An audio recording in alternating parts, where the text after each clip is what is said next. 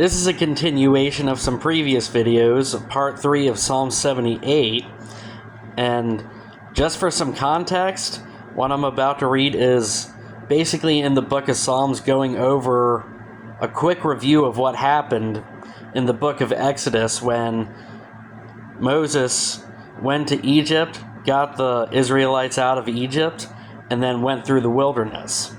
And as always, I pray the Holy Spirit gets this to the right person at the right time. Psalm 78, starting in verse 44. He turned their river into blood. They could not drink from their streams. He sent swarms of flies that devoured them, and frogs that devastated them.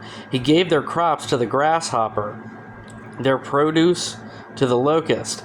He destroyed their vines with hail, and their sycamore figs with sleet. He gave over the cattle to the hail, their livestock to bolts of lightning. He unleashed against them in his hot anger, his wrath, his indignation, and hostility, a band of destroying angels. He prepared a path for his anger. He did not spare them from death, but gave them over to plague. He struck down all the firstborn of Egypt, the firstfruits of manhood in the tents of Ham. But he brought his people out like a flock. He led them like sheep through the wilderness. Now, going back into the book of Exodus, all those things were happening back to back to back to back, and yet Pharaoh was still hardening his heart and not letting the Israelites go. Okay. Verse 53.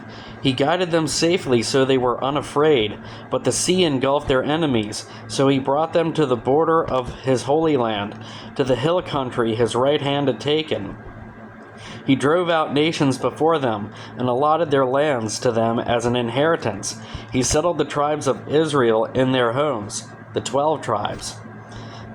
But they put God to the test and rebelled against the Most High.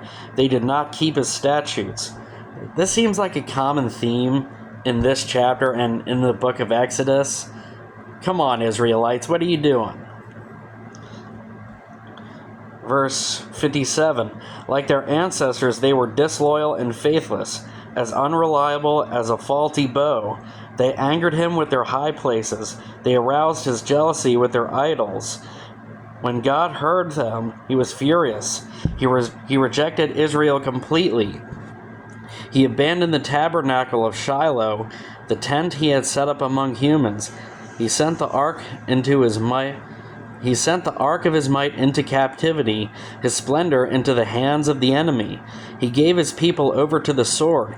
He was furious with his inheritance. After doing so much for so many people, wouldn't you be kind of mad at them for just turning away from you like it's nothing? Verse 63. Fire consumed their young men, and their young women had no wedding songs. Their priests were put to the sword, and their widows could not weep. Then the Lord awoke as from sleep, as a warrior wakes from the stupor of wine.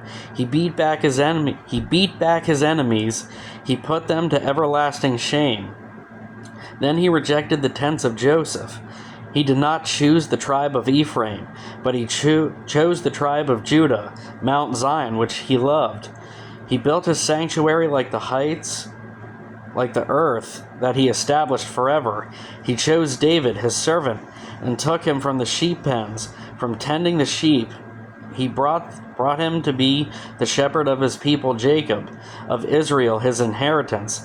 And David shepherded them with integrity of heart, with skillful hands he led them. And sometimes that's what God does with some people. David, before he became king, he was just a simple shepherd. Most people didn't even consider him for anything.